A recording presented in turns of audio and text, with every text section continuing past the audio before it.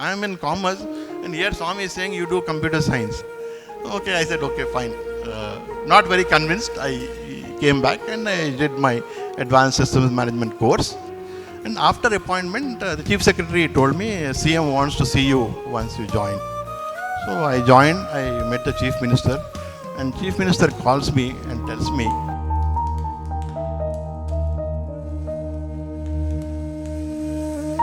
I have taken you because I want you to start computerization in the government. So see, when Swami tells something, you do this.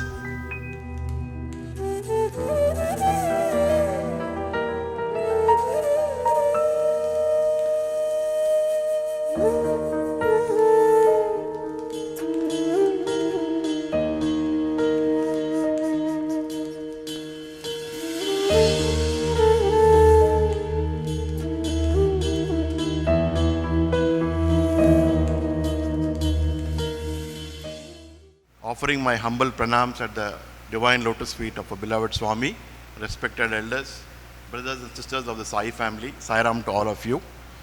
I am very grateful today for having an opportunity to share my experiences and my family experiences with Swami. So I'll begin with how my parents came into the fold of Swami. I'll start with my mother, who was an ardent devotee of Lord Krishna. She was such an ardent devotee of Lord Krishna that she left home and went away into the stay in the forest. My grandfather had to literally search for a week to 10 days to find out where she had gone. And finally he traced her that she was in so-and-so forest, and people around the forest told my grandfather that there is a small girl who's come to this forest and she's been meditating since a week and 10 days there. My grandfather went to her, literally pleaded, convinced her that he will not come in her way, and brought her back home. After that, my grandfather, who was the principal of Pittapuram College in Kakinada, was posted to Tirupati as a principal. Okay, and during those days, 2 years, my grandfather was the principal of the Venkateshwara College in Tirupati. My mother would tell me that there is not a single day when she did not have the darshan of Lord Venkateshwara. Every day she would go and have darshan of the Lord only at 3 feet distance. Every day, without missing a single day. And time passed, and she finished her Bachelor of Arts, BA, and my grandfather was looking for alliances. And then he found a boy, and then he told my mother that, I have found a boy for you and I would like you to get married. And his name was Krishnamurti. So my mother, who has been a devotee of Lord Krishna for a long time, thought that Krishna himself is coming into my life, and she agreed for the marriage, because those days, there was nothing like, unlike today what we go, all the, younger generation go through, and she readily agreed, and she told, okay, you go ahead. And the marriage was done in Tirumala, Tirupati, and after marriage, she came down to Hyderabad, because father was a scientist working in an Institute of Chemical Technology, and she reached Hyderabad. And she reached the home where my father was staying, and she stepped into the home, and she was searching all the rooms. My father asked her, what is it you are searching for? And then she said, I am searching where the puja room is. My father said, see, I don't believe in God, I am an atheist.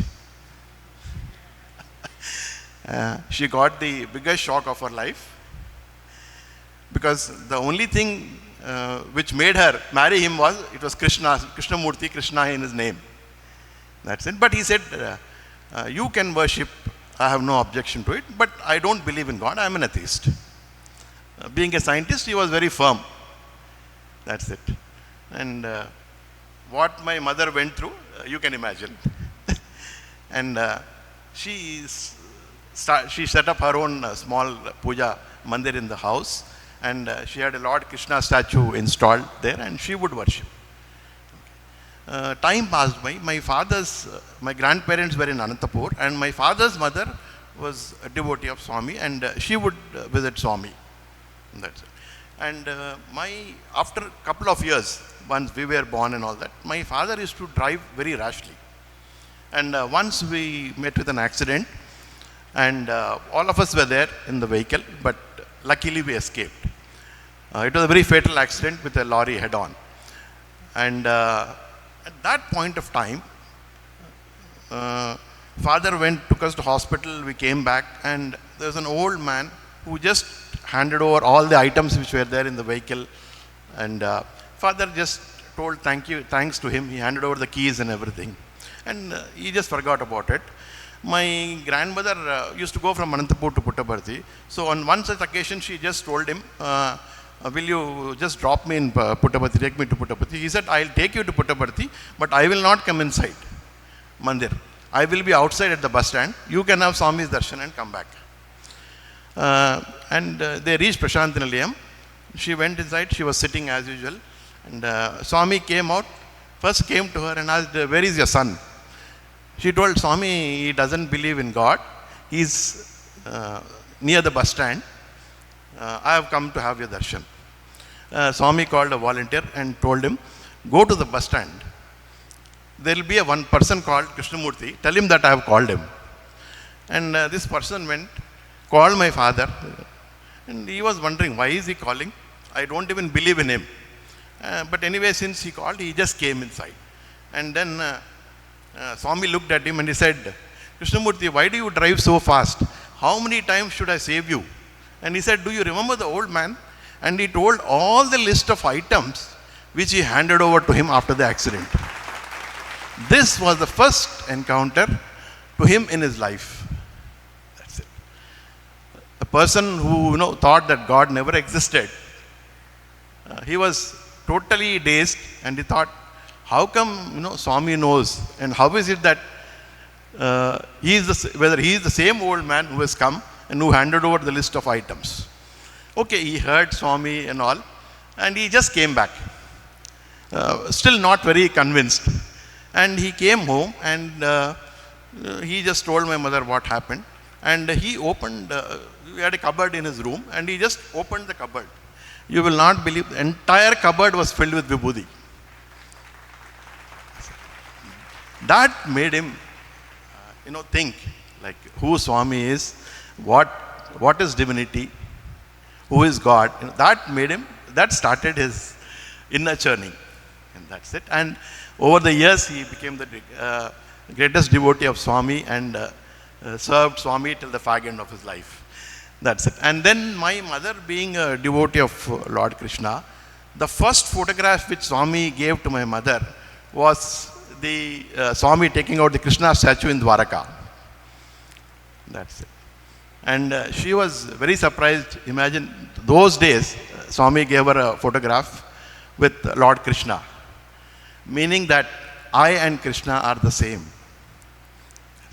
And that is how their journey started.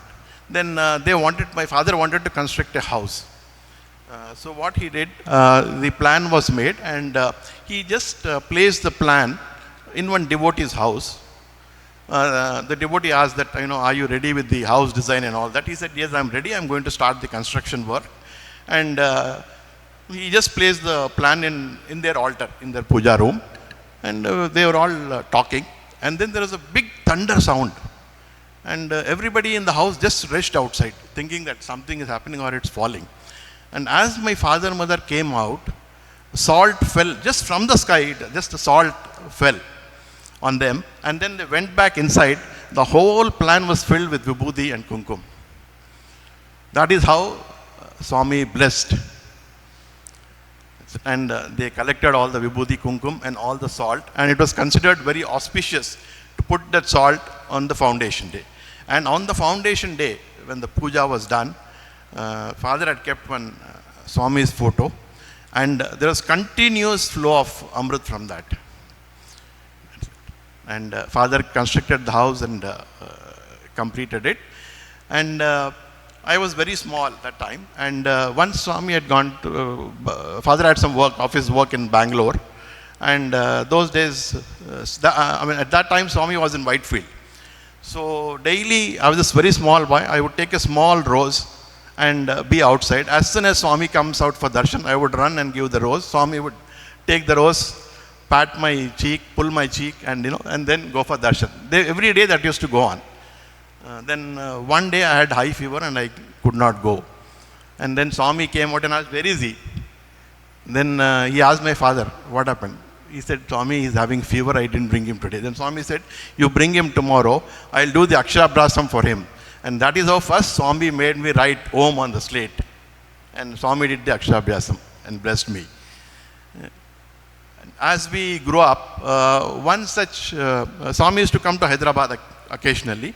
And one such visit, Swami had come to one of the devotees' house and was staying there. And my mother took, myself and my brother, both of us, for Swami's darshan.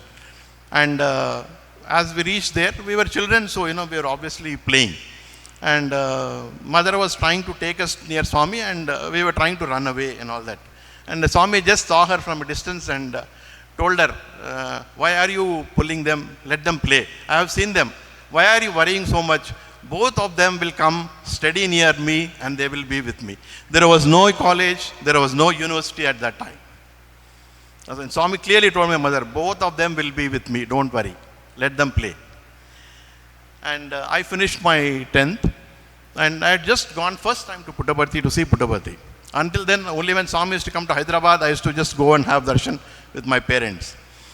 I just saw the place, and at that time the interviews were going on for the plus 11th class, 11th standard. I just attended the interview, and in the interview they just asked me, "Oh, have you brought your certificates?" I said, "No, I have just come to see the place. I have just come without anything." They said, "How can we give you admission without anything?" I just attended the interview. I said, "Left it to Swami." I just came out. And the evening, normally once all the interviews over, the final list is done. The principal takes it to Swami and takes his blessing, takes Swami's blessing. Swami just came out, and before principal could open the list, he said, "One boy has come without certificates. And give him admission. He'll go and get his certificates tonight." And the principal told me. I took a bus, came back to Hyderabad, took my certificates, and again went back. That is how, with Swami's blessings, I got admitted into Swami's institutions. Okay. And my first encounter with Swami was, I was sitting for darshan during those days in the Mandir. I was sitting much behind, and Swami just came out for darshan. That is one of my first darshans after joining. And I just looked at Swami, and a thought passed. They say Swami is Lord Vishnu. Is he really Lord Vishnu? Swami came out and he was going towards the lady's side. He just took a 360 degrees U-turn, came straight to me, and he said, "I am." That's it. And he gave me namaskar. That was my first experience of Swami's, omnipresence about his divinity. That's it. And those days, Rajmata of Navanagar used to come to see Swami. One such occasion when she came, she brought a big garland, and she garlanded Swami. I was just sitting in the veranda. Swami just called me, and he gave the garland, and he said, "You take this to the hostel." And before I could, take the garland and come back, Swami just looked at me, and Swami asked Rajmata, "Do you know where his wife is?" I was so totally dazed. And Rajmata looked at Swami and she said, "Swami, what do we both of us know? You know where she is." And then Swami looked and he said, "Her name is Shanti. She is growing in North India. And I married her only." Later on. That's it. Similarly, my cousin brother also, Swami would look at him and tell, "Your wife is growing at Kamlanagar, Anantapur, and he also married her only. She's from Kamlanagar." That's it. So Swami knows all our lives with, we have been with. That's it. And Swami knows our entire future. That's it. And those days, Swami gave an opportunity for a group of students for us. We would decorate the Mandir. We had 3 occasions: Dashara, Swami's birthday and Christmas, wherein we would decorate the entire Mandir with electrical serial lights. Okay. So every year we used to wait very eagerly when Swami would call us and do. And these 3 months were the golden moments of our life. That whole month for every festival, we would be working up and we would literally remain upstairs, just outside Swami's room. That's it. And every day Swami would talk to us, and before he would retire or close the doors, every day he would give us namaskar in the night, talk to us for half an hour, 1 hour, and we used to do work in the night because daytime darshan, bhajans all go on. We had little time in the afternoons, and the entire night we used to work. And when we used to work, it was on the parapet wall we used to work. And there are many occasions when we were under the Swami's room, outside the window. Very calmly and softly we used to work. We know that this is Swami's room and Swami's window is there and Swami must be resting. But many occasions when we used to work, Swami used to just make noises with his mouth from the window, saying that I am awake and I am watching you all. And Swami, every day he would bless us, give us some fruit or give us pad namaskar. And late in the night we would finish our work, say about 3 o'clock or something, and just sleep in front of Swami's room and all. And morning 4:35, sometimes Swami would just sometimes open the door. And we know that Swami has opened the door, but we'll be sleeping. And Swami used to just tell them, don't wake them up, they have worked whole night. And we used to run back to the hostel, get ready, and again come back for the work. And every time, Swami, for every occasion, for Vijayadashmi, Swami's birthday, and Christmas, Swami would serve lunch for all of us. The entire 7 years I was there, Swami never missed a single occasion. That's it.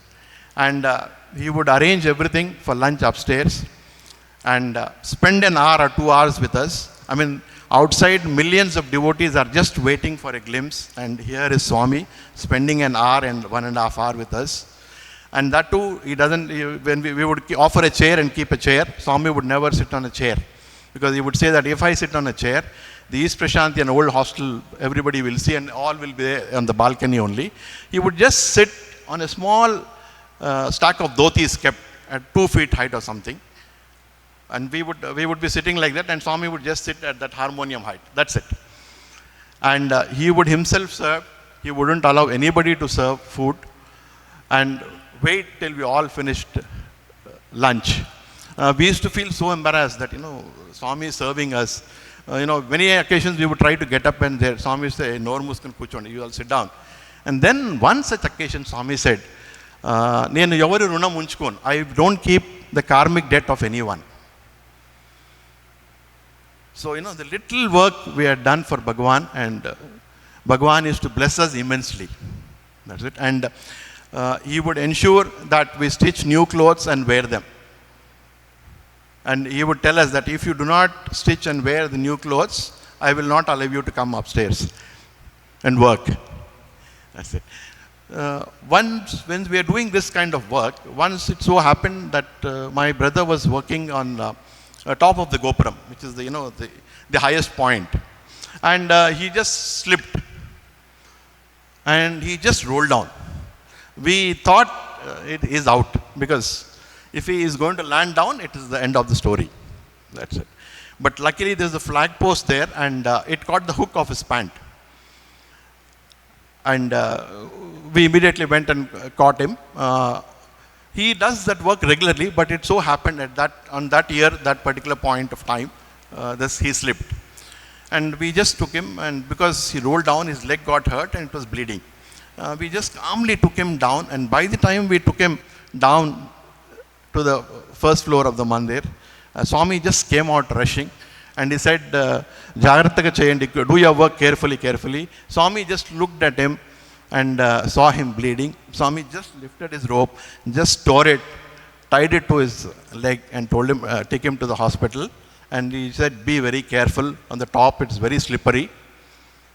That's it. And he went to the hospital, and Swami told, let him take 2-3 days rest and come back for work again.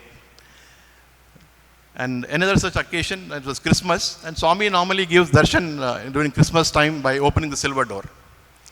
So we were just sitting behind the door, and Swami came out for darshan. Every year Swami opens the silver door, and early morning he blesses everyone. All the Christmas carols are sung and all that. And that particular occasion, what happened, Swami pulled the door and the 7x20 wire just snapped away. And the wires were live. We were totally scared that, Swami is walking on the live wires. That's it. And, but we can't get up and go because Swami is giving darshan. And we were crying inside. We thought this is the end of our electrical decoration. We may not be allowed again. And we were, very sad and crying inside. Swami just normally finished the darshan, giving darshan there. And after the entire darshan was over, the Harati was done, Swami just came, and we were all crying, behind. And then Swami looked and he said, current aim chestundi naaku. Current won't do anything for me, don't worry. And Swami blessed us, gave us namaskar, and again he said, do your work carefully, carefully, carefully. That's it. And Swami used to take care of us so much, every day that, we take food. While we work, Swami used to ensure that we had a dinner, we had a food. He would make arrangements for everything. I think more than, a million mother would do. That is the kind of love Swami would shower on us. That's it. And so like on 60th birthday, there are a lot of programs which are being held in Hillview Stadium. So Swami told us, see, all programs in the Hillview Stadium, I'll be going there for all the programs. Who will look after the Mandir? We told Swami we will be there at the Mandir only. And our group, we stayed back at the Mandir. And Swami would finish the program. After the program, the Hillview Stadium would come back. And as soon as he comes back, he would tell, oh, you all missed the program. And so he would come upstairs, talk to us for an hour, bless us, and would tell, see, we're program misayar. And he give us namaskar and blessings and send us back. That is the kind of love Swami used to shower on us. Okay. Now, my brother, he was, in the hostel also we used to take care of little electrical work, maintenance and all that. So one such occasion, he was trying to, open up a 7x20 wire by placing it in his mouth. Normally we have to use a cutting plier and do it. But he just used his mouth, and unfortunately, one boy did not know, and he just switched on the mains. And it was a fatal shock, the live wire in his mouth. And by the time we could, rush and switch off, the damage was done. His whole tongue was burnt, and literally there was a hole in his tongue. That's it. And next day morning, a warden rushed to Swami, and Swami just opened the door and told him, even before warden could tell, Swami told him, "Variki gadu naaku shock tagilindi." Swami said, "It is not he who got a shock, it is I who got a shock." Okay, and Swami told warden, "You bring him." And Swami blessed him with the prasad and told him, "You go to Hyderabad, get all your tests done, and whatever treatment doctors tell you to take, you find out everything and come back." And he came to Hyderabad, got all the tests done, and they had given a prescription with 2 months of medication and injections, what he need to take to recover. He had become very weak. And he came back, and then he was sitting, and Swami asked him, "What did the doctors tell you?" And he showed the prescription to Swami, and he said, "Swami, 2 months of medication and injections I need to take." Then Swami just looked at him. Swami just tore the prescription. He said, "You don't need all this." Swami said, "Open your mouth." And he materialized vibhuti and just put it exactly on that hole, where the hole had formed. And Swami told him, sports meet is happening, you have to participate in the sports. Go and start practicing. A person who's got electrocuted, who he can't walk, even, and Swami tells him, you go and start practicing. Sports meet is there. And he just left and he started practicing whatever Swami told. And then in that particular year, in many of the games, he won the maximum prizes. And Swami would just tell all devotees, देखो उसको shock मारा फिर भी वो first आया अभी सब games में. And after 3 days, I myself and my warden, we just told him, open your mouth. You will not believe there was no trace of that hole on his tongue. It was absolutely normal.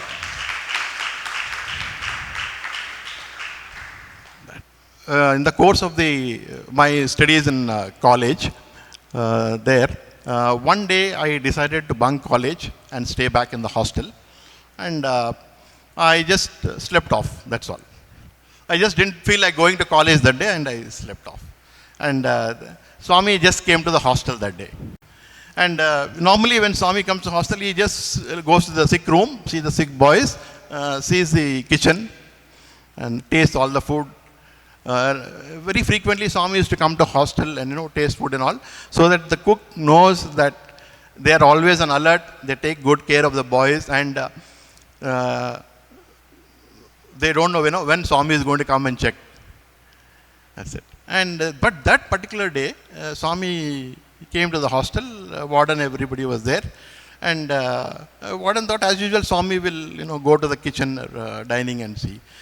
Swami said, he just turned and he took the stairs and he came. I was on the first floor and I was sleeping. Swami just, there was a door, noise and the door opened, and suddenly I saw the rope. I literally jumped out of the bed, and Swami came and asked warden, what happened to him? Why didn't go to the college today? And warden said, Swami, he is having fever. Oh, he is having fever. Swami caught my hand, looked at the pulse. It was only 98.6. That's it. And I looked at warden's face, and warden looked at my face. That's it. Swami smiled. He gave me a namaskar and he said, okay, you come with me, and he took me along and all that. After Swami left, warden told, don't do this next time. I will not be there for sure in the hostel. Swami will send me out. Because when you said fever, I should have checked you. And Swami reminded me of my duty that, when somebody's boy says he's sick, you check his, fever temperature. So, Swami is omnipresent, omniscient and omnipotent. That, Swami showed us always. That's it. And I finished my post-graduation and all. And once we finished our post-graduation, Swami gave interview and all that. And Swami told everybody what course everybody wanted to do and all that. And to me, he said, you do computer course. That's it. It didn't make any sense to me. I am in commerce, and here Swami is saying you do computer science. Then I thought, no, I'll ask Swami again. After I finished my post-graduation, every day Swami would come out. After the bhajan is over, before he goes inside, he would call Kailash, who was the caretaker there, and give vibhuti packets and tell him, usko bolo computer course karne ke liye. Swami bola bolo. That's it. Daily, this went on for 2 weeks. Every day, Swami would give prasad and vibhuti. Then finally, Kailash told, you have emptied Swami's bag, all the vibhuti packets are with you now. And then my father also told me, see, whatever Swami tells you do. There may be some reason why Swami is telling you to do that. Okay, I said, okay, fine. Not very convinced. I came back and I did my Advanced Systems Management course. And I had joined my TCS Management Consultancy division. And I was working there and doing the course also. And then in 1992, there was an interview, and the government selected me. What the World Bank had done was, they told the government that you can select everyone from the Andhra Pradesh Public Service Commission, but one post we will pick up from the open market. That's it. And My father said, why don't you apply? I said, father, they are all looking for 10 years, 12 years plus experience. I have only had 2 years of experience in TCS. But nevertheless, as my father told, I applied. And Swami's grace, I got selected, and the government passed a special order in the cabinet, and I was appointed. And after appointment, the chief secretary told me, CM wants to see you once you join. So I joined, I met the chief minister, and chief minister calls me and tells me, I have taken you because I want you to start computerization in the government. That time the unions were totally against computerization, because those days the unions would think that computers means it's a question of replacing the employees. That is the impression and feeling they all had. I was wondering, I knew that all the unions were against, dead against. So from day one, it's like I'm going to be an enemy of them. That's it. I just prayed to Swami, what is it I should do? CM is very clear. He told me that, he said, whatever is the funds required, you let me know. He told the chief secretary that he will give the proposal. Whatever he needs, get it done. But I want him to start computerization in the government. That's it. Then I just prayed to Swami, and then Swami gave a brilliant idea. He said, you take up that department which has the maximum work. So I choose a department where, see, all other employees go off at 5:30, but there's one department, they work till night, because the work takes that much time. So I said, okay, let me see what best I can do for them. And I developed an application for them and all that, simplified their work, and they started going off at 5:30. So the other union leaders, and then they are wondering, these people always go at 9 o'clock. How is it that they are going at 5:30? And they asked this department people, how come you all are going at very early at 5:30? They said, he has developed a software application for us, and computers are there now, and our work has been simplified. Then the union leaders had a discussion, and the union leaders came to me. And they said, requested, sir, we had a very wrong notion and impression that once you deploy computers, we will all be replaced. But we have learned, the kind of work you have done for them. We will support unanimously that you can go ahead with computation, all the departments. They went and told the CM that, sir, we will fully support computerization. CM was very relieved and happy. That's it. But what the employees didn't realize, that eventually once I computerize everything, the data is going to be recorded, and an MIS system is going to be in place. And all the, the wrong things they have done is going to be caught. But by the time they realized, I had finished the computerization in the government. And what has happened in government is a lot of funds used to get wasted. The reason they used to get wasted or overspent is there was no track. Everything was manual system. That's it. So then I decided that I will develop a good budgetary control system in the government. So the budgets are allotted for all the department. What I did was computerize finish the computation work for all the departments. Everybody used their budgets, but with one issue is, once that budget allocated expenditure is over, that will get locked. They will not be able to open that account.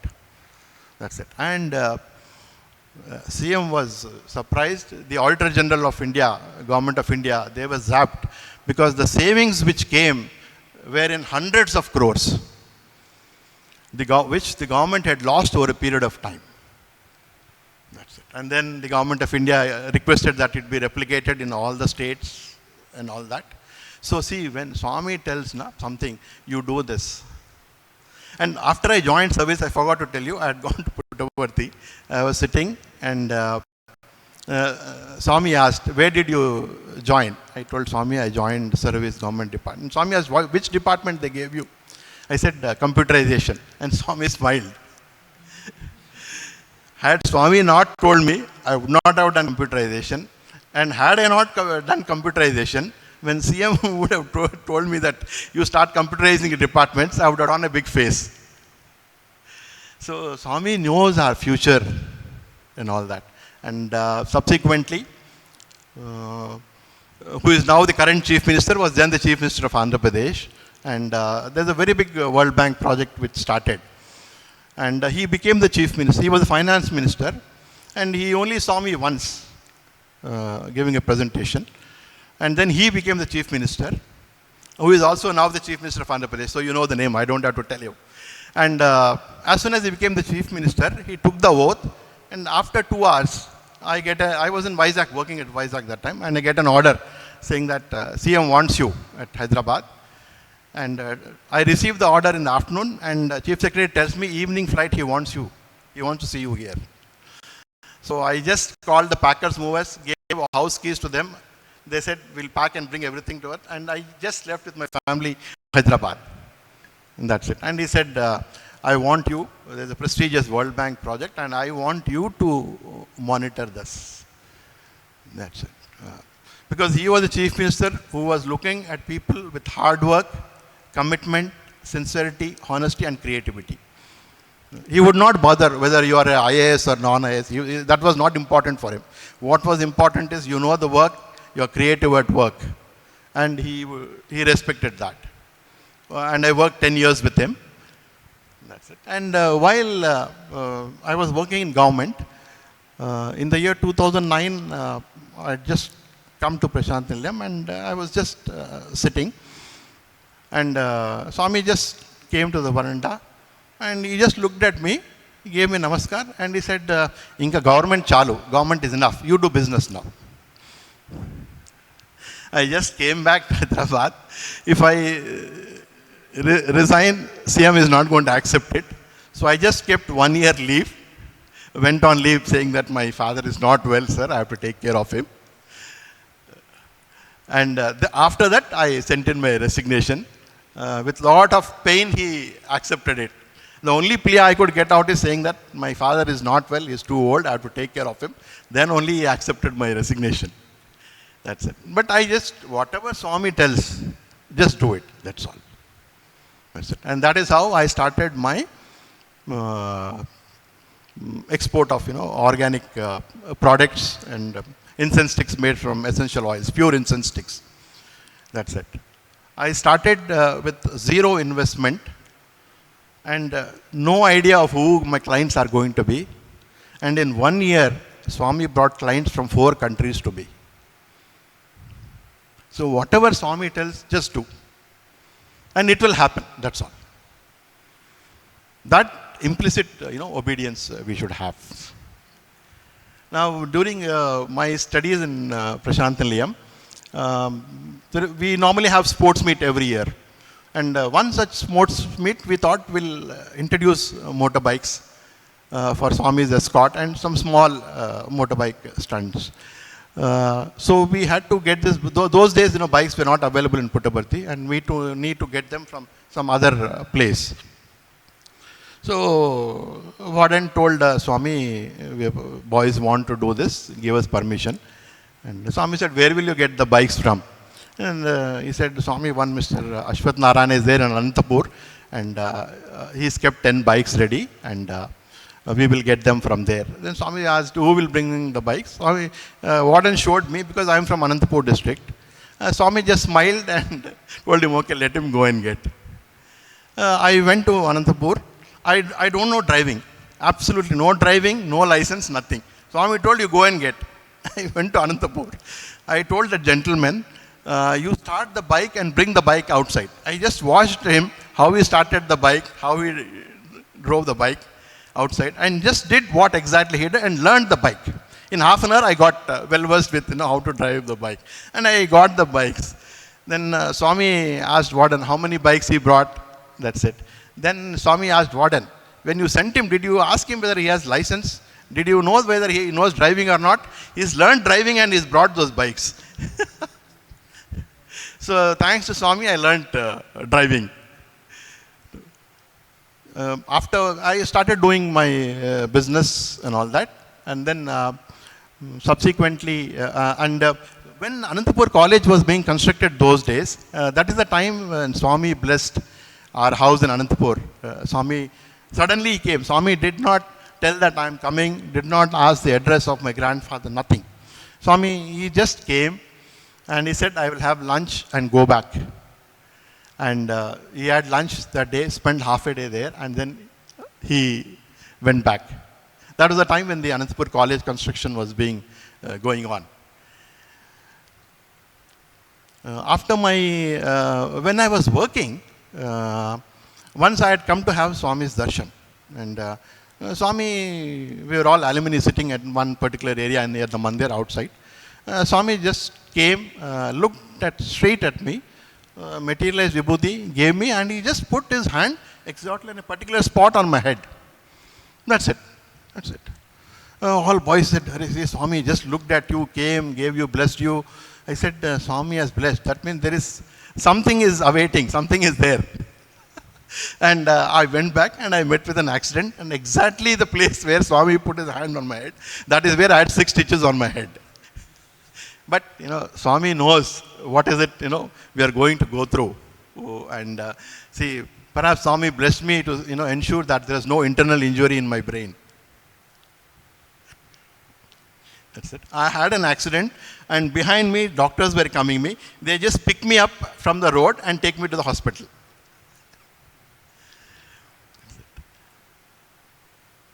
And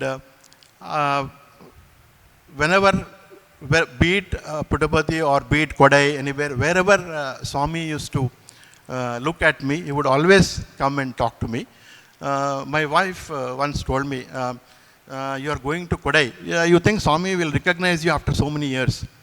That's it. And I was just sitting for darshan in Kodai Canal. And Swami came out. It was Ishwarama day that day. And Swami was doing the Narayan Seva. And while going back, he just looked at me, called me, and he said, you have lunch inside and go. And I told my wife, see.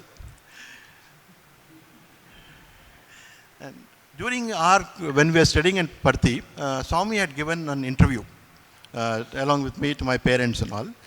And in that interview, Swami told my father, one more devotee also Swami had called, and Swami said, see, this gentleman, 16 years back, 7 months, and Swami told the date, time, he had come.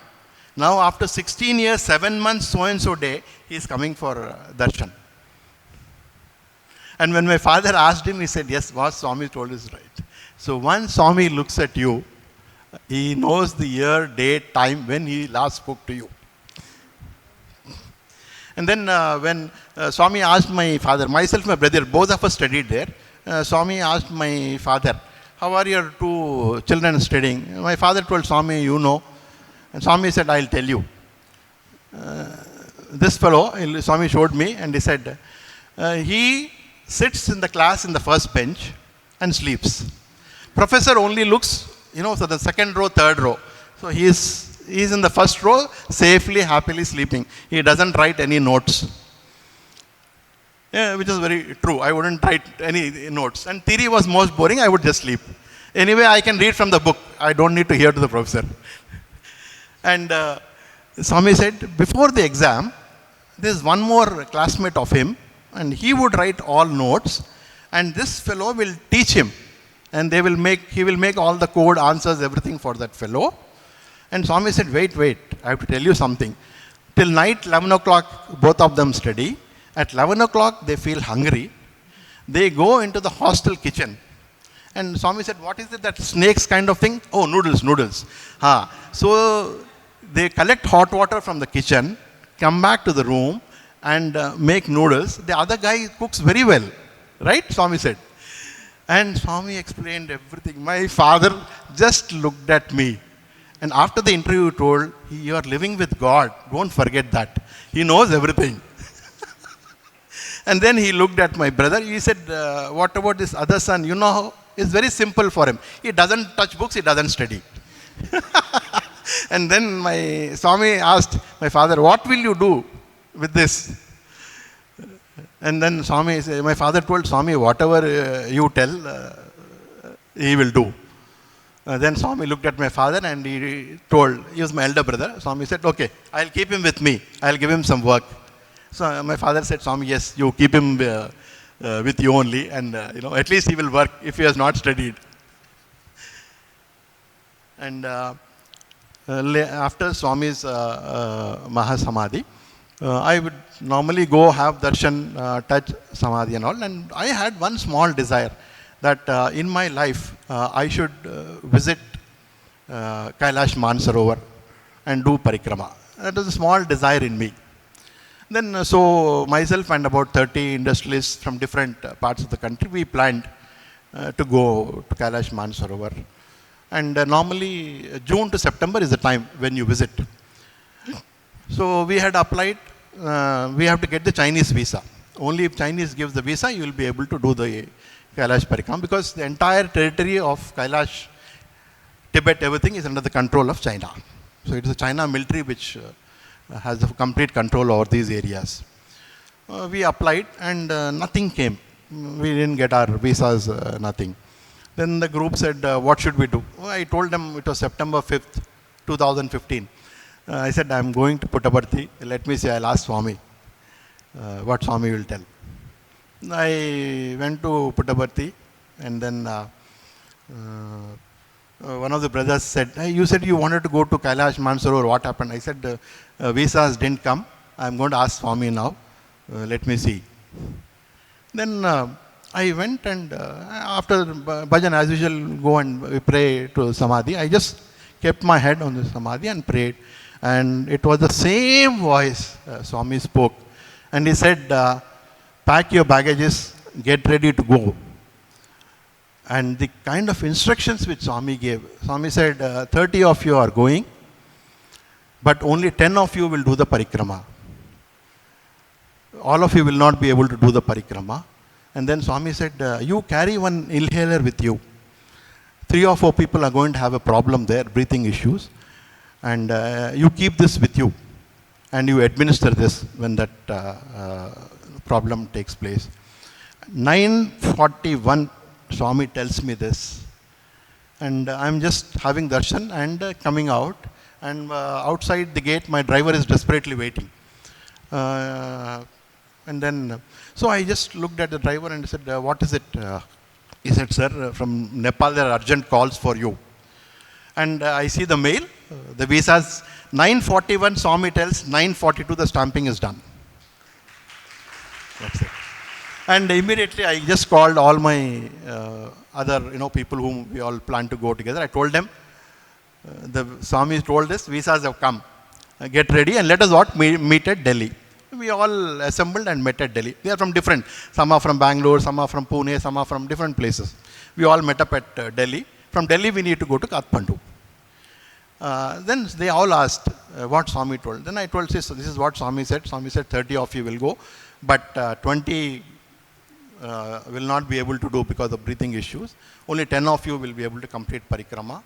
And Swami told me to take an inhaler, so just 3-4 people may fall sick and we need to administer. This is what I told before the yatra started.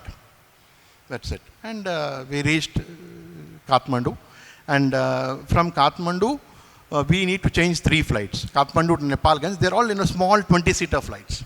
So we need to split in 2 batches and go. They don't operate long flights there because they're all hilly areas and all. So from Kathmandu to Nepalganj, Nepalganj to Simikot, there's another flight, and from Simikot is an helicopter till Hilsa, which is the border of Nepal. Then we reached the border of Nepal. From Nepal, we now need to enter into the area of the Chinese territory. So there's something called an iron bridge, a small bridge over a big river, and only one person can walk on the bridge. So only one behind another need to follow. You need to pick your bag and you have to walk on the iron bridge and cross to the other side of the Chinese territory. And Nepal military told us that once you go there, you may have visa, sir, but it's left to them. It's their jurisdiction and their decision. If they want, they can allow you. If they send you back, come back the same route. So we went. And there, the Chinese military, they check everything. They check your mobiles, they look at your pictures, photos, your videos. Every item in the bag is searched thoroughly. And then only, if everything is fine, they allow you to proceed further. So luckily, we all walked over the iron bridge, went and they saw and let us in. And then we reached a place called Taklakot. So by this time we are already at 16,000 feet height. Now what happens is, as you go higher and higher, the oxygen intakes becomes lesser and lesser. That's it. And then finally when we reached Mansarovar, it's 18,000 feet height. That's it. And there we would have a nice bath in the Mansarovar lake. And then do some Rudram Chamakam and do some bhajans and all, give Aarti, and then proceed to on the yatra. It's a 54 kilometers, 3 days of walk you need to do the Parikrama around the Kailash mountain. That's it. And then the groups before who went, they told me that, brother, the water is freezing cold. We have had already 6 to 8 casualties. They have been rushed for medical emergencies, so don't attempt to get into the water. I told our people, if this is the case, let us keep 30 seconds, run into the water and run back. That's all. We can't do puja or anything and all that. And just before, half an hour before the groups which went in, they suffered massive casualties and they were being rushed by helicopters back to Delhi. It was freezing cold, ice cold water. So, your limbs get completely rigid and, you get frozen, literally. I said, okay, fine, we'll take a chance. We all ran into the water. But surprisingly, Swami's grace, the water was not freezing cold, it was lukewarm. The same water, half an hour before where they had casualties and all that, and it is freezing, we go and it is lukewarm. We did our Rudram, Chamakam, everything we did. We did bhajans, we did Harti in the water, and we came out. The other groups are surprised. How is it that, we all suffer and you go and you are able to do all this? That is what Swami does. The 5 elements are in control of Swami. That's it. And then we started on the yatra. Now, there is something called as Yamadvar, through which, we start the journey. And there at that point, as Swami told, 20 of them started feeling breathlessness. See, the main thing is, if you need to complete the yatra, your lungs have to be very good. No matter you walk 20 kilometers every day or 50 kilometers, but if your lungs give in, that's it. You will not be. They look at the saturation levels and then only they allow you to go into the yatra. That's it. So 20 of them, we told them, okay, you all stay back at Mansarovar, we will proceed and go. Then before the yatra, my mother asked, you don't even walk, you think you will be able to do the yatra? I said, ma'am, Mummy, I have been only walking in the vehicles provided by the government, I have never walked. So Swami will take care. And my other, friends who joined me, they were all, daily they would walk 10 kilometers, 20 kilometers. That's it. And I never did anything. See, that is where Swami's grace comes in. Swami's grace is there, your lungs are fine. Other people have walked 30 kilometers, but their lungs are out. So, I only decided one thing. If Swami wants his grace is there, my lungs will be fine, I will do the Parikrama. That's it. And then only, so 10 of us started the Parikrama. The first day is 18 kilometers, which is a plain surface. It's okay. The second day is the toughest, where it's 24 kilometers and you need to cross a mountain and come down. There are no roads, nothing. It is only a Tibetan Sherpa who is the guide and who will take you. And only they can walk on those mountains. There is no route. There is absolutely no route. The Chinese have ensured that things are, as tough as possible for you to do the journey. They did not develop any place. They have not allowed any hotels, nothing. It's only small camps and tents where you stay. That's it. And second day was the toughest. Swami's grace, we finished. And second day, when we complete, you actually come to the foot of the Kailash mountain. The Kailash mountain is most beautiful when the sun's rays fall on it. It literally, it's like gold. This is one of the photographs in this. You can see, it just shines like gold. And there will be so many mountains, you will be surprised. The other mountains, there will be no snow or something, But this particular Kailash mountain will have snow filled, and when the sun falls on it, it's literally a sight to watch. It's just a golden, just like gold. That's it. And second day, you can go up to the, it's called the northern side of Kailash, and you can go up to the foot of Kailash, beyond which the military will not allow. So we just went till there, had darshan, and Chinese military told us, see, we don't allow, because once you go beyond this point, you will never go back home. It is so beautiful, you will never return back to life, earthly life. You will stay there. So they don't allow beyond that point. And so we finished second day, and then third day also completed the journey, and then we are heading back. That's it. And as we finished the Parikrama and returning back, we just finished the Kailash Yatra, and as we were moving out of the Chinese territory, there was a huge cloud burst and heavy rain. That's it. So I had small desire saying that I'll do Kailash Parikrama 3 times. So 2015, 2016, I did. And 2017, normally we were going in the month of September, because that's more convenient when there's no snow and all. It's easier to walk through.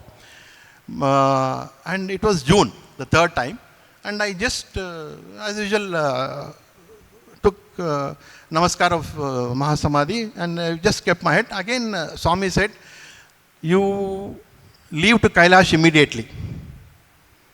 Swami said, from here straight you go and finish your yatra. I called everybody and I said, this is what Swami told. I don't know why, but Swami said, it was June month, after June.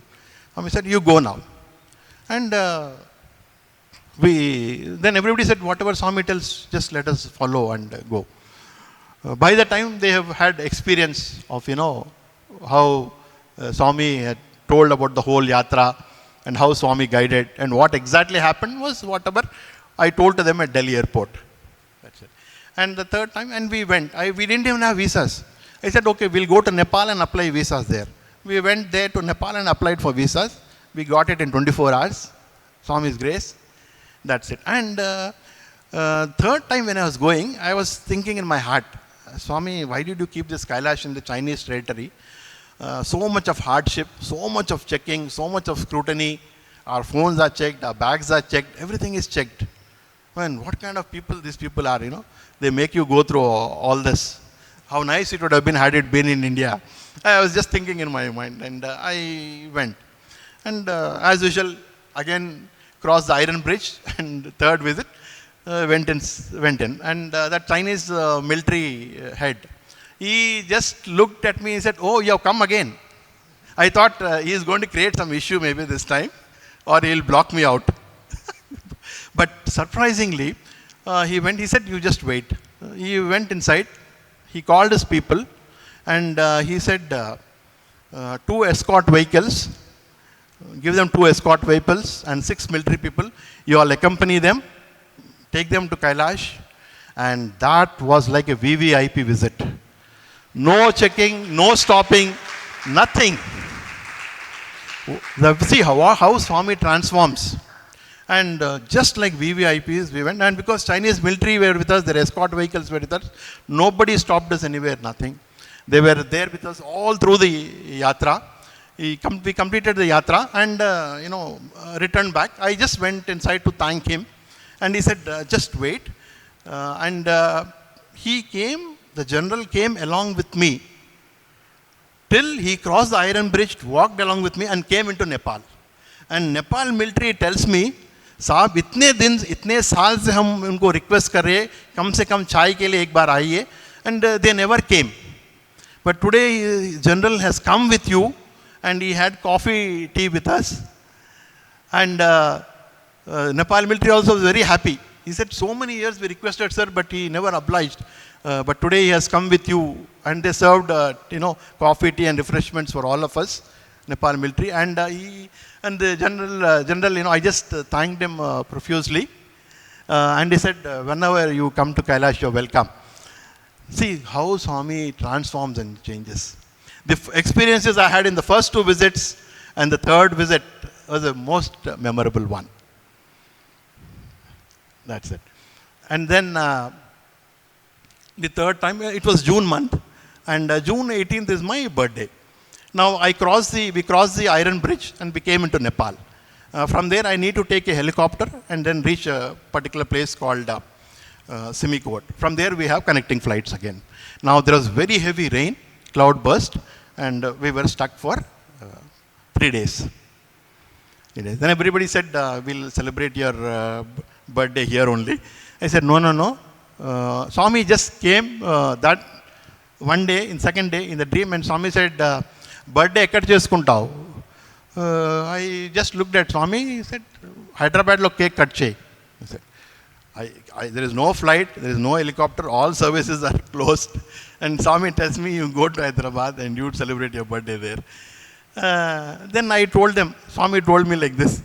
They laughed at me. They said, see the weather, see the cloud bursts and everything. And you, to reach Hyderabad, you need to take a helicopter first, reach Simikot, from Simikot to Nepalganj to Kathmandu, Kathmandu to Delhi, Delhi to Hyderabad. So these 5 flights are scheduled for you. Okay? And 18th is my birthday. 18th morning, the sun comes out. And the helicopter, the pilot said, today I'll take you down. He took us, the helicopter, and dropped us at Simikot. I got a connecting flight from Simikot to Nepalganj to Kathmandu. In Kathmandu, I went to Pashupatinath temple, and the priest told me, if you can bring Mansarovar water, we'll do the Abhishek for you. We took the water from there, and they did a wonderful Abhishekam there. Came to Delhi. Evening 7:30, I was at Hyderabad cutting the cake. 3,500 kilometers. Swami takes me straight. That's it. So there is nothing which Bhagawan cannot do. There is nothing like impossible in Swami's. It is only we have impossible and all these things. That's it. And one thing which I want to narrate is while we were working upstairs, one day Swami asked, what does Swami want? And we gave many answers. And Swami simply looked at us and he said, I don't want anything. Even if you don't do bhajans, nothing, I am not bothered. But be like human beings. Swami said, wherever you are, you be like human beings. That's it. And Swami kept his hand, and we all kept our hand on Swami's hand. And Swami said, Swami only wants this, nothing else. That's it. When I was in government service, normally sometimes we need to go to the field for inspections. So what happened was, one such occasion, we have all the public distribution outlets in all the forest areas which cater to the tribal people. So once the chief secretary asked me, you need to go and inspect, and I want a report from you. So I left, and it was Nalamalai, the forest. And that was the time when the Naxalite movement was in peak. So when I reached the place, the CRPF head told me that, sir, you can go inside, that's it. But by 5 o'clock, you should be back out. You cannot stay more than that.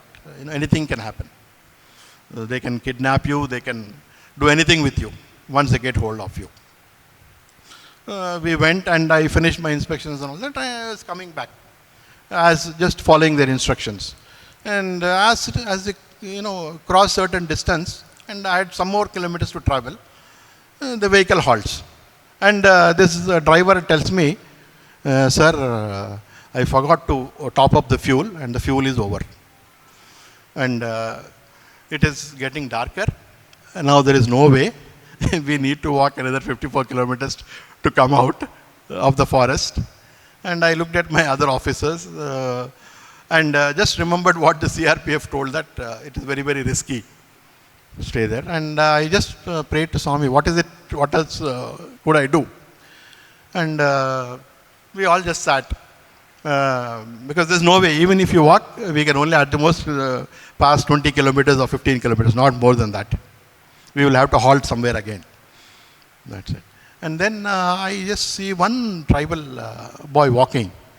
And he just came and he asked what happened. Then I told him, this fuel is over. Do you know any place where we can get some diesel and fuel? Then he just smiled, and I saw one tin in his hand. I asked him, what is it? Are you carrying kerosene or are you carrying? He said, no, this is diesel. And my heart, there was some hope in me. And I requested him, can you spare us some diesel? We are stuck like this. Then he said, okay, this can, whatever is there, you take it. It was 7 liters in that can. And he gave it. I tried to give back money. He said, no, I don't want any money, nothing. We thanked him profusely. He got into the vehicle and reached somehow. That day night, I just slept in the guest house, and Swami came in the dream. He blessed me, and he just looked, smiled at me, gave me namaskar, and went. And after that, I just came to Prashantilayam just for a normal darshan. And I was sitting. Swami was just walking for darshan. He just glanced at me and he said, 7 liters, 7 liters. 7 liters, 7 liters. That's it. And once more, when I was working, one day I was driving, and again I met with an accident. And Swami was in Bhajan Hall, and my brother was also in Parthi at that time. He was sitting in the bhajans outside, that's it. And I had met with an accident, it was evening. I met with the accident at Hyderabad, and Swami just got up from his chair in the bhajan hall. He went straight to my brother and told, tell that fellow to drive slowly. He is met with an accident. And after bhajan, my brother calls, I told him yes. Then my brother said, Swami, straight up bhajan time, he came and told me, you met with an accident. So Swami has, taking care always. That's it. It is only just that we need to have our immense faith and love for Swami. That's it. Now, as my journey of life was going on, just 1 year before Mahasamadhi, Swami had just blessed me with a small gift of, seeing energies. It's insignificant, don't bother about it. But what transpired and what all Swami told me, when Swami blessed me with this, I told Swami, I don't do anything. I don't do meditation. I just I filled my heart with your love. That's it. That's it. And Swami looked in the dream. He just told me, he said, Nenu Bahe Priyudni Kadu, Nenu Bhava Priyudni. Means I don't look at what you do externally. I only look at your Antaranga Bhava, your inner motives, your thoughts, and your heart. And I'm Hridaya Nivasi. I only look at your heart. And he said, you don't need to change or do anything. You be the way you are. That's it. You have filled your heart with Swami's love, and Swami will be always there with you. That's it. And Swami said, okay, whatever I bestowed you with my blessings, you keep helping people. Okay, Swami knows why he has given, or for what purpose he has given. That's it. And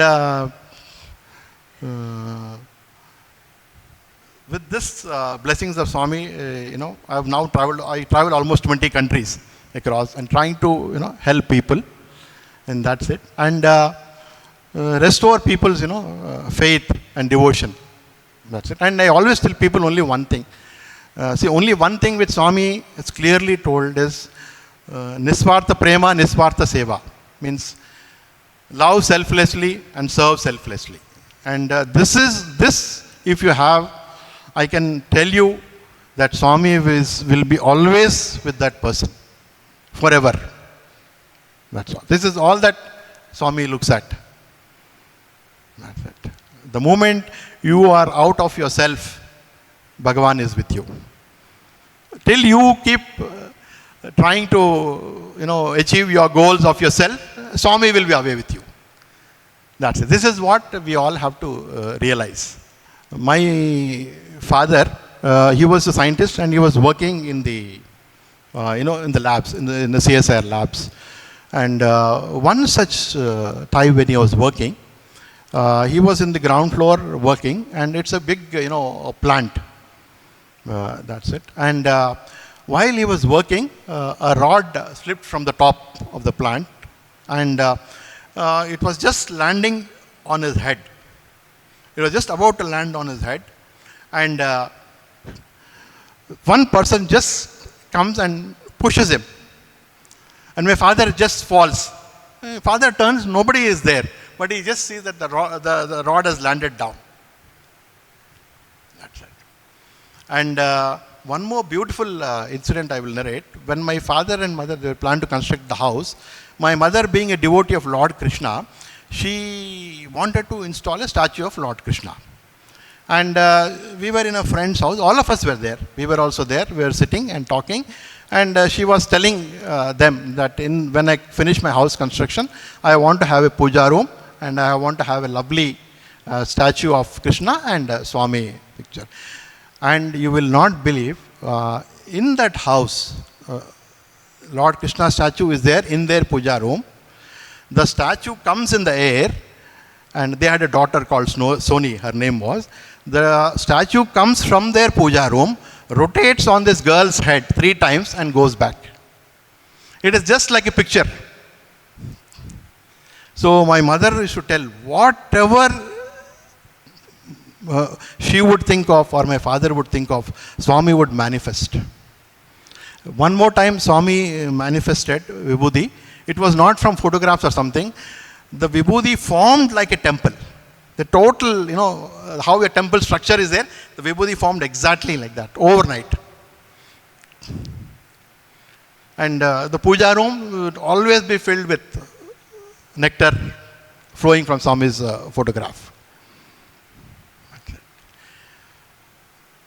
And one more time, my father was in Puttaparthi, okay, and my mother was in Hyderabad, and my grandfather was in Anantapur.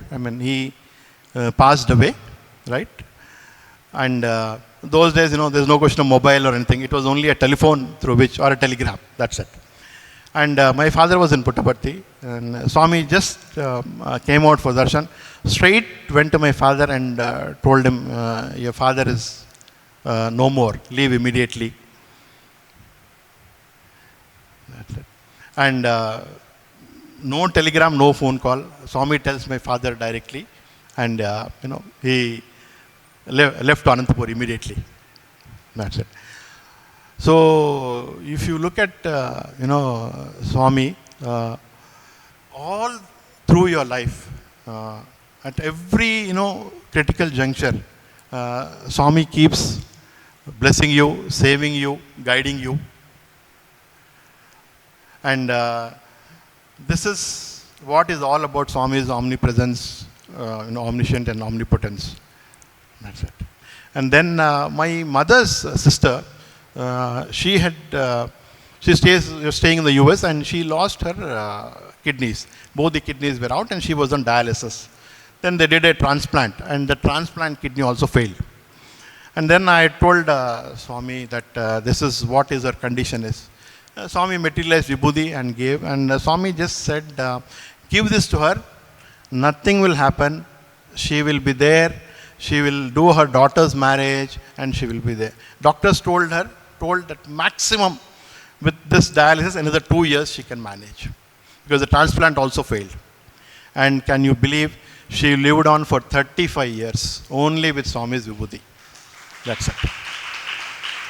It was a history in US, a patient with the longest dialysis in her life. That's all. It's only Swami's Vibhuti which kept her. That's it. And one more time, my sister, she was doing her MBBS, and she was in the final year of MBBS, and then she had a typhoid attack. And she became very sick, very weak. And she told father, I cannot write my final exams. It is not possible. I have not prepared, and I'm bound to get a 0. There is no way I'm going to, clear my exams. And then my father informed us, and Swami was in Vrindavan at that time. So I just wrote a letter to Swami saying that this is the thing, please bless her. And then Swami sent word saying that, ask her to just go to the exam and write. Then I told my sister, this is what Swami told. She said, I'll get a big 0. I'm not prepared. I said, doesn't matter. You just go and sit in the exam. That's all. She went, she sits in the exam, and she says, as soon as she sits in the exam, she sees the question paper, and she writes the answers. That's it. And in that particular year, she stood on, she came, with a distinction in that subject. And her classmate, who was always a topper, failed. And Swami came back from Vrindavan, and he asked me, sister wrote the exam. I told Swami she wrote, and she got a distinction. Swami just smiled, because Swami had written the exam. It is not she who has written the exam. And her, the most shocking thing was her colleague, and who was a topper all through her life. She failed in the exam. That's it. And then my sister finished her MBBS, and my father wanted to get her thought of marriage after 1 or 2 years. That's it. And he had come to Puttaparthi, and then Swami called us for an interview. And Swami told my father, a match has come for your daughter, sister, get her married. And my father told Swami, I'm planning to do it after a year or 2. He had planned, all his budget, finances, marriage is a big thing. So he had planned everything accordingly like that. And then Swami said, no, you finish the marriage. And Swami put his hand in the pocket. Oh, you're worried that funds are not there. By the time you go back from Puttaparthi, they'll be there, don't worry.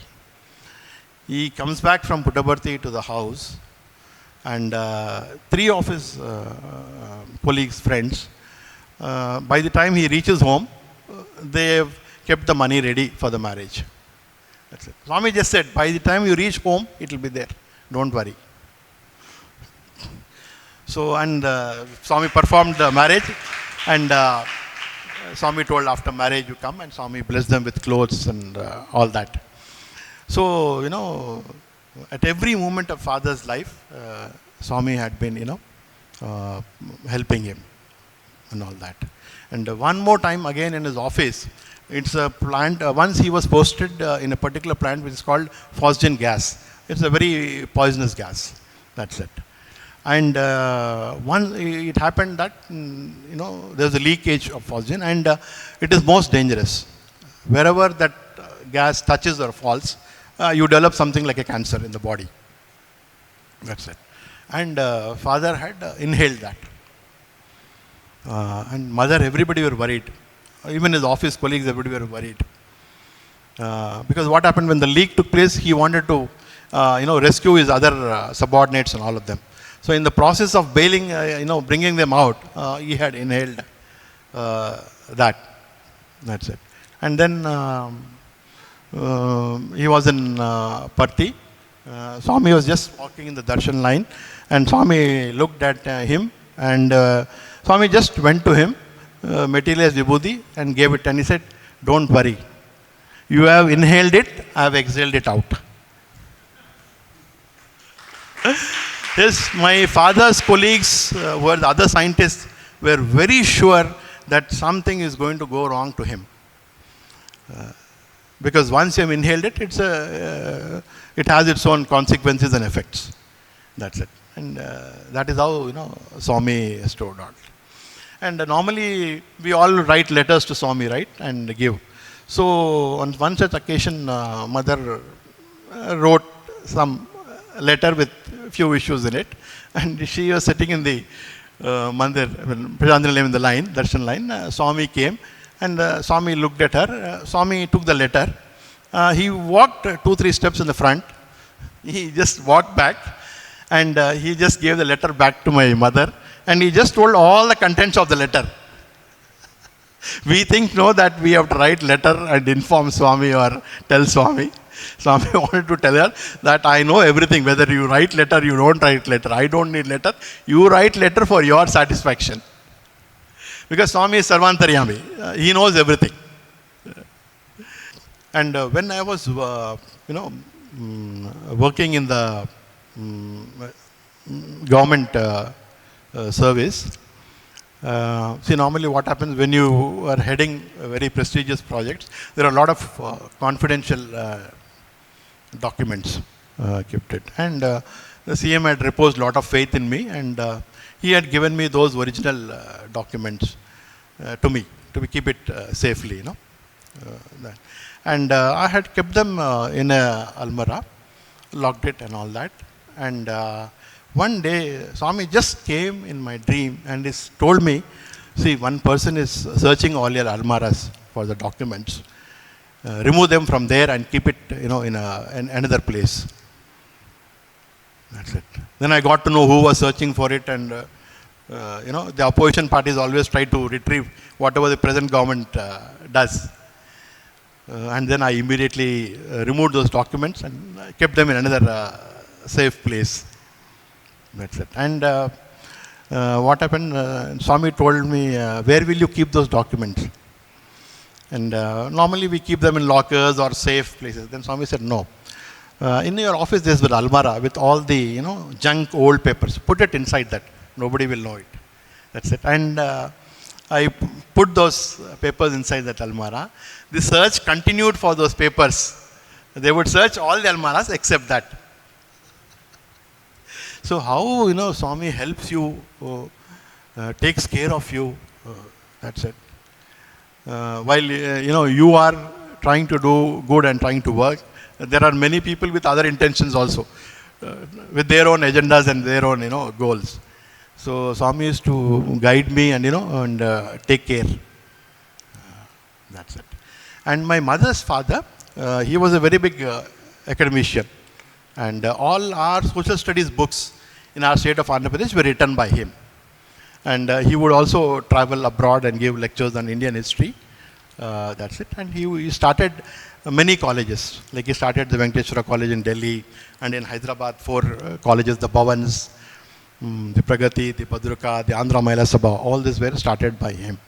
And that's it. And but he never knew anything about Swami or anything. And he came to Prashantalyam, only just have one darshan. And Swami called him for an interview. And Swami materialized one photograph and Swami kept it in his pocket. And Swami said, let this always be there. Until this is there, nothing will happen to you. That's it. And that night, he was a very good poet and he wrote a book. In the night itself, he sat and wrote all the poems on Swami called Nakshatra Mala and made it ready and kept it. And then next day, Swami comes out and he just came to him and he said, all night you have been writing poems. Give me the book. I will get it released. And, Swami released that book. That's it. And till that photograph was there with him in his pocket, nothing happened. One day, that photograph fell off. And he didn't know where it fell. It accidentally fell off and it happened. And that day he had a massive heart attack. Swami told very clearly, till this photo is there in this pocket, nothing will happen to your heart. And the day it fell, he had a heart attack. That's it. So whatever Swami gives, everything has a meaning and purpose in life. That's it. And then my mother, once she fell sick, and I was working at that time, and she just fell unconscious, and we rushed her to the hospital.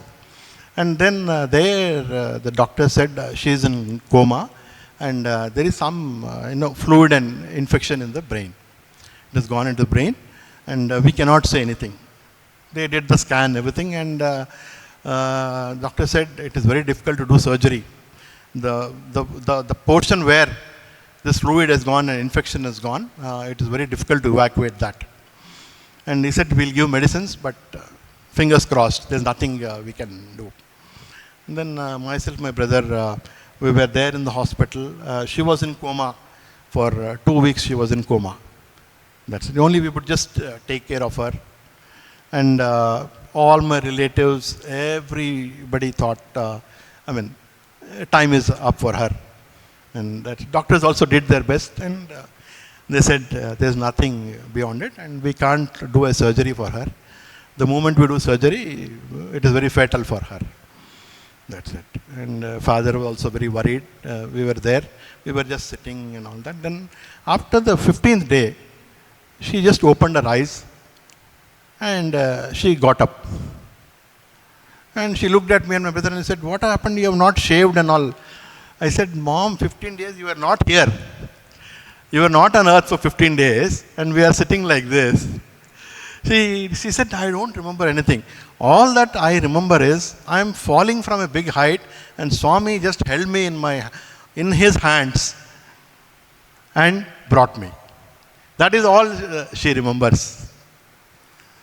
And when I came back to Parthi, thanked Swami, then Swami just took my letter and Swami told, Amma Kein Kadu.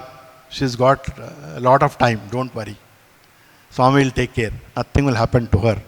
And now almost 20 years have passed and she's there, hale and hearty. Only one thing what I want to tell everybody is, our